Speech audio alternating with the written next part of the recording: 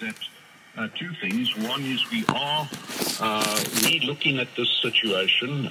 We are looking at rephasing some of the work in that water department so that we can bring down that overall requirement of 27%. And then we're focusing very strongly on how we can, whatever savings we can achieve, to bring down that particular tariff, because we do realize it is excessive.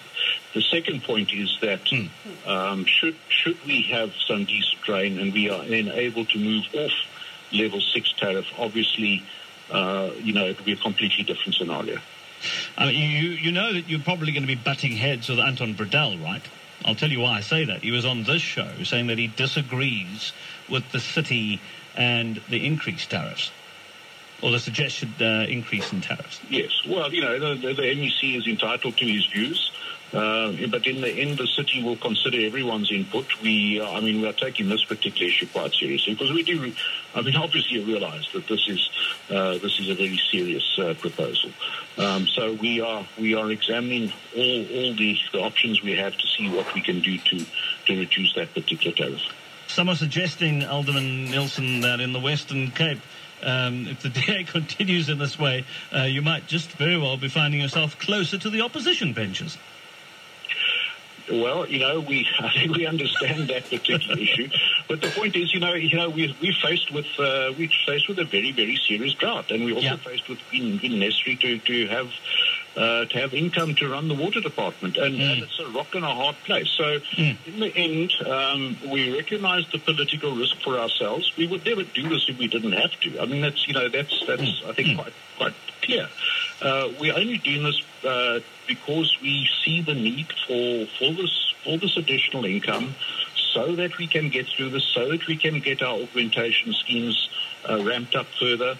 All of these things that are absolutely necessary. And in the end, we believe that is more important than our own political future.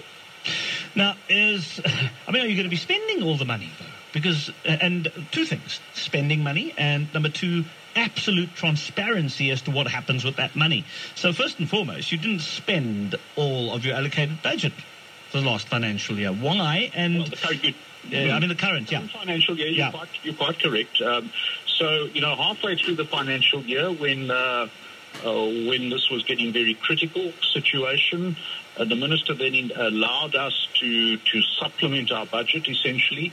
We made 1.4 billion rand available for the water project. At that stage, we already realized it would be very, very difficult for us to spend that amount of money. But we are now going to factor that in. That was not factored into the draft budget.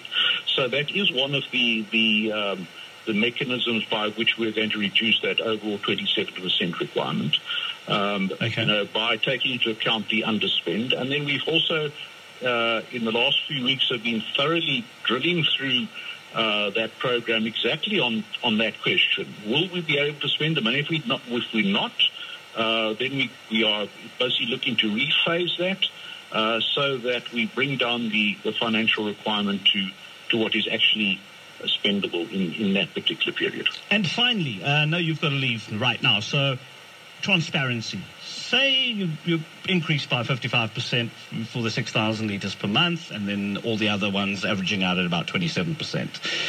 How will we know where exactly that money is going to? Is there some way online you can show us what the income has been and where exactly those rands have been spent? Absolutely. In fact, every single month, a financial report is produced for the city. That is tabled at the mayoral committee every month. That's available online on the city's website every month. And there, the total income and expenditure for the water department are visible. It's also in the financial statements at the end of the financial year. And let me say that all income on water is used on water. There is nothing. In fact, water gets subsidized from the rates account to some extent. It's not the other way around. Alderman Ian Neilson, thank you very much. Deputy Mayor, City of Cape Town, thank you for your time. You've got to run. It is 8:20.